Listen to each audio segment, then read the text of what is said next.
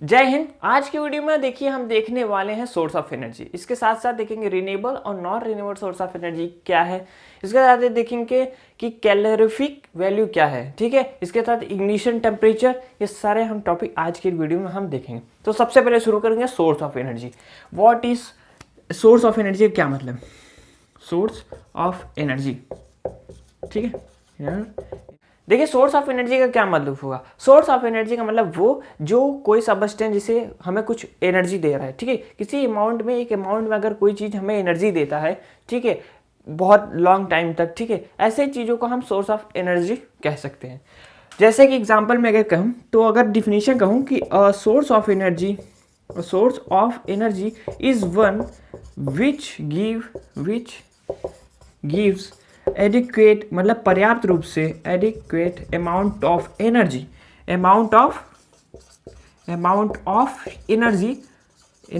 For long over a long period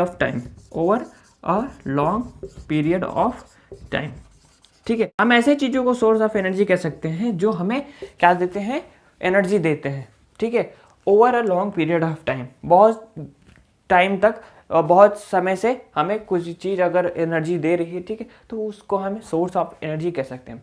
देखिए source of energy को दो कैटेगरी में डिवाइड किया गया है। एक होता है रिन्यूएबल, ठीक है, renewable source of energy and एक होता है आपका नॉन रिन्यूएबल, ये आर है, ठीक है। एक होता है non renewable, first second non renewable source of energy, ठीक है। ये दो प्रकार के आपके कैटेगरी किए गए हैं सोर्स ऑफ एनर्जी के। एक होता है रिन्यूएबल, एक होता है non renewable source of energy. ये दो प्रकार की एनर्जी को डिवाइड किया गया। अब समझिए कि इसका मतलब क्या है और इसका मतलब क्या है। देखिए आपने रिन्यू वर्ड सुना होगा। रिन्यू का मतलब क्या होता है, फिर से नया करना या फिर से उसे प्राप्त कर लेना, ठीक है। रिन्यू या तो किसी चीज़ को नया करना या वही चीज़ दोबारा से पा लेना, ठीक है। तो रिन्यू से ये रिन्यूएबल बना है, ठीक है, जिसे रिन्यू किया जा सके, रिन्यूएबल। अब मैंने कहा कि non renewable source of energy क्या है। नॉन रिन्यूएबल मतलब जिसे प्राप्त दोबारा नहीं किया जा सकता, जैसे कि फॉसिल फ्यूल, ठीक है। देखिए ऐसे सोर्स ऑफ एनर्जी को जिसे दोबारा प्राप्त नहीं किया जा सकता, ठीक है, जैसे कि फॉसिल फ्यूल्स में मतलब कोल आ गया, ठीक है, कोयला, पेट्रोल आ गया, पेट्रोलियम प्रोडक्ट्स जितने भी हो गए, ठीक है, नेचुरल गैस हो गया, एलपीजी, सीएनजी, यही है नेचुरल गैस। तो इन सब जो भी प्रोडक्ट्स हैं ये सब को दोबारा नहीं पाए जा सकते। क्यों? देखिए ये सब जो बने थे वो क्या बहुत ही लॉन्ग पीरियड एगो की, मतलब बहुत पहले की बात है कि उस समय क्या हुआ था कि जितने भी फॉरेस्ट थे, जंगल थे, एनिमल्स थे, वो क्या हुए थे जब वो दफन हो गए ज़मीन के अंदर, क्योंकि इतने टाइम से जब बहुत सारे हमारे डिजास्टर्स आए तो उसमें क्या होते हैं कि वो सब नीचे दब गए, ठीक। अब जबकि वो केमिकली प्रोसेस और हाई प्रेशर की वजह से अर्थ सरफेस में अंदर दब गए, तो क्या हुआ, जो वो कोल और पेट्रोलियम और नेचुरल गैस के रूप में चेंज हो गए, ठीक। तो वही फ्यूल हम आज के टाइम में कोल और पेट्रोलियम के रूप में petrol, diesel, kerosene, LPG, CNG use कर रहे हैं, ठीक है। अब हम इसको लगातार निकाल रहे हैं, ठीक है, लेकिन ये कभी ना कभी तो खत्म ही हो जाएंगे, क्योंकि जब तक है तब तक निकाल रहे हैं, उसके बाद ये खत्म ही हो जाएगा। तो इसको non renewable source of energy कहते हैं। मतलब ये एक दिन आने पे one day this is exhaust, ठीक है, एग्जॉस्टिबल। इसको हम एग्जॉस्टिबल सोर्स ऑफ एनर्जी भी कहते हैं, ठीक है, एग्जॉस्ट, ठीक है, एग्जॉस्टिबल सोर्स ऑफ एनर्जी। इसका एग्जॉस्टिबल का भी मतलब वही होता है कि जो एक दिन खत्म हो जाएंगे, एग्जॉस्टिबल। एग्जाम्पल में अगर आपको देना हो तो याद रखिएगा, आप फॉसिल फ्यूल्स भी कह सकते हो, सीधा फॉसिल फ्यूल्स, ठीक है। फॉसिल फ्यूल्स के अंदर क्या क्या आ सकते हैं, आपके कोल आ गया, पेट्रोलियम आ गया, ठीक है, पेट्रोलियम, और आपके आ गया यहाँ पे नेचुरल गैस आ गया, ठीक है, नेचुरल गैस। इतना लिख देंगे, ETC करके आप छोड़ दीजिएगा, बहुत ही अच्छा आंसर ही हो जाएगा आपका, ठीक है। अब हमने समझ जाए कि non renewable source of energy वो है जो एक बार खत्म हो जाएगा तो उसे दोबारा हम नहीं पा सकेंगे, और ये बहुत टाइम लेने वाला है बनने में। आप मिलियंस ऑफ ईयर भी ऐसे कह सकते हो कि इतने टाइम में ये बनेगा। देखिए जो सोर्स ऑफ एनर्जी का सेकंड कैटेगरी है वो है रिन्यूएबल सोर्स ऑफ एनर्जी। हमने नॉन रिन्यूएबल पढ़ लिया, अब रिन्यूएबल सोर्स ऑफ एनर्जी मतलब ऐसी सोर्स ऑफ एनर्जी को जिसे हम लगातार काफ़ी टाइम तक यूज़ करते रहेंगे और ये ख़त्म नहीं होने वाले हैं। मतलब ऐसे सोर्स ऑफ एनर्जी को जो ख़त्म नहीं होने वाला है। ठीक है, मैंने समझाया था हाइड्रो इलेक्ट्रिक अपने वीडियो में। ठीक है, हाइड्रो इलेक्ट्रिक उसका एग्जांपल है।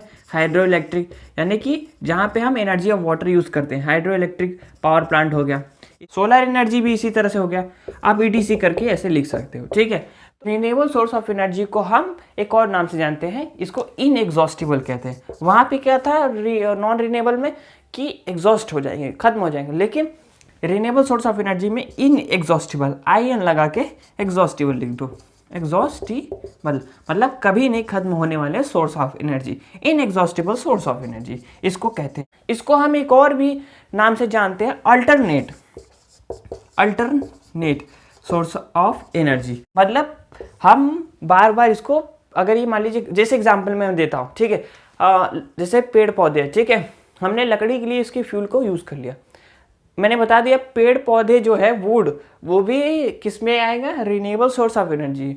क्योंकि मान लीजिए मैंने लकड़ी के लिए हम लोगों ने इसको काट के अपने के लिए फ्यूल में यूज़ कर लिया। ठीक है, तो क्या करेंगे, इसके सीड को हम दोबारा लगा के ज़मीन में, इसका सोलर एनर्जी यानी जब फोटोसिंथेसिस होगा तो ये प्लांट फिर से बड़ा होकर ट्री बन जाएगा और फिर से हमें वुड मिल जाएगा और उस वुड का फिर से हम एक तरह से सोर्स ऑफ एनर्जी की तरह यूज़ कर सकते हैं। ठीक है, तो वुड अगर आप एग्जांपल में दोगे वुड, तो वो भी क्या आ जाएगा, रिन्यूएबल सोर्स ऑफ एनर्जी में।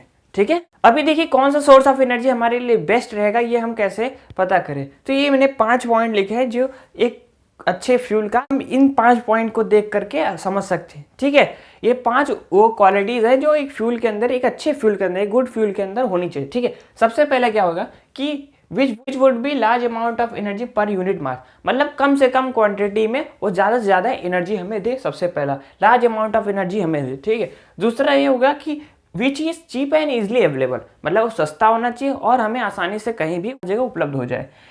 विच is easy to store and transport, मतलब ले आने और जाने में सहूलियत के लिए उसको रखने और ले जाने में कोई भी तरह की परेशानी न हो। इसके साथ साथ which is safe to handle and use, मतलब उसको यूज़ करना हमारे लिए सेफ हो। ठीक है, ये हमारी सेफ्टी पर्पस के लिए ये पॉइंट है कि हमारे लिए जो भी फ्यूल है वो सेफ होना चाहिए। ठीक, which does not cause any environment pollution, मतलब वो किसी भी प्रकार का इन्वायरमेंटल पॉल्यूशन न करता हो। ठीक है, किसी भी तरीके का प्रकृति में प्रदूषित ना कर। देखिए अगर हम फ्यूल की बात करें तो इसमें एक इंपॉर्टेंट टर्म आता है, वो है कैलोरीफिक वैल्यू। इसका क्या मतलब हुआ, इसका अगर साधारण भाषा में समझाऊं तो मान लीजिए आपके पास 1 किलो वुड है। ठीक है, तो वो कितना ज़्यादा एनर्जी देगा, 1 किलो वुड जलाने में, 1 किलो लकड़ी जलाने में आपको कितनी एनर्जी मिल रही है। ठीक है, जितनी एनर्जी मिलेगी वो हो जाएगा उसका कैलोरीफिक वैल्यू। ठीक है, एनर्जी का SI यूनिट क्या होता है, जूल। ठीक है, the SI unit of energy is joule. तो कैलोरीफिक वैल्यू जो होती है वो जूल में ही लिखी जाती है। ठीक है, वो जूल में ही दिखाई जाती है। ठीक है, याद रखिएगा। कैलोरीफिक वैल्यू को समझने के लिए मैं एक और डिफिनेशन से आपको समझाता हूँ कि मान लीजिए 1 ग्राम कोयला जलने पे जितना एनर्जी निकलेगा, 1 ग्राम कोयला। ठीक है, 1 ग्राम कोल। ठीक है, 1 ग्राम कोल जलने में जितना एनर्जी निकलेगी वो हो जाएगी उस कोयले की कैलोरीफिक वैल्यू। तो 1 ग्राम कोल अगर जलेगा तो आपको पता है 30,000 कितना, 30,000 किलो जूल पर ग्राम। ठीक है, पर ग्राम की बात होनी है ना, पर 1 ग्राम, तो इसकी कितनी हो गई, कोयले की कैलोरीफिक वैल्यू कितनी होती है, 30,000 किलो जूल या 30 किलो जूल ग्राम। ठीक है, पर ग्राम के हिसाब से बात होती है। ठीक है, पर ग्राम, 1 ग्राम कोयला जलने में 30,000 या 30 kg जूल एनर्जी रिलीज होती है। ठीक है, यहाँ पे देखिए मैंने अलग अलग फ्यूल के अलग अलग कैलोरीफिक वैल्यू लिख दिए। ठीक है, सबसे जो कम कैलोरीफिक वैल्यू होती है वो किसकी होती है, काऊ डंग की। ठीक है, जिसे हम उपले भी कहते हैं। ठीक है, इसके 6 to 8 किलो जूल पर ग्राम होती है। ठीक है, इसके बाद लकड़ी आती है वुड, 16 to 18 किलो जूल ग्राम। कोयला उसके बाद है। ठीक है, 13 किलो जूल पर ग्राम। डीजल का होता है 45। इसके बाद कैरोसिन मिट्टी का तेल 48 किलो जूल ग्राम। पेट्रोल का होता है 15 किलो जूल, बहुत अच्छा है। एलपीजी का 15 किलो जूल पर ग्राम। और हाइड्रोजन 150 150 किलो जूल पर ग्राम, 150 किलो जूल पर ग्राम, यानी कि हाइड्रोजन का सबसे हाईएस्ट कैलोरीफिक वैल्यू है, यानी कि ये सबसे बेस्ट फ्यूल जो होगा वो हाइड्रोजन होगा, क्योंकि इसमें जो है सबसे ज़्यादा एनर्जी रिलीज होती है। देखिए सोर्स ऑफ एनर्जी में एक और इम्पॉर्टेंट टर्म है, वो है इग्निशन टेम्परेचर। इग्निशन टेम्परेचर क्या है, सिंपल में देखो definition, the minimum temperature to a fuel must be heated so that it may catch fire and start burning. क्या मतलब हुआ इसका, मतलब वो जो सबसे कम टेम्परेचर जिस पे वो फ्यूल आसानी से जल जाए, वो सबसे कम टेम्परेचर या सबसे कम हीट कह सकते हो कि जितने कम हीट में वो फ्यूल जल जाए, ठीक है। फॉर एग्जांपल अगर हम एक मैच फायर से लकड़ी को जलाने जाएंगे तो बहुत ज़्यादा टाइम लगेगा, लकड़ी जल्दी से नहीं जलने वाला, ठीक है, तो उसका एक अच्छा इग्निशन टेम्परेचर नहीं है, ठीक है। बट अगर उसी मैच फायर से अगर हम एलपीजी गैस को जलाएंगे, एलपीजी को जलाने जाएंगे, तो वो क्या होगा, तो वो तुरंत से ही क्या हो जाएगा, जल स्टार्ट बर्निंग, जलने लगेगा, ठीक है।